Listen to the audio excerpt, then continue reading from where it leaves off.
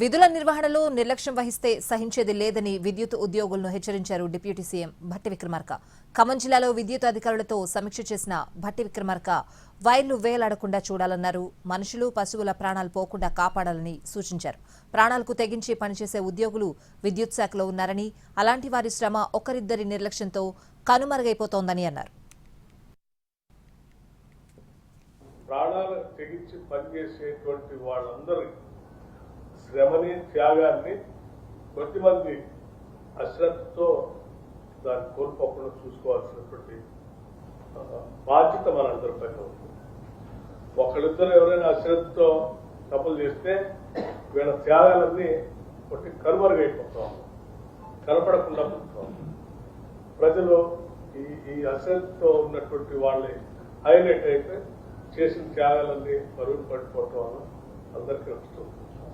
So నేను చాలా సీరియస్గా కాషన్ చేస్తున్నాను.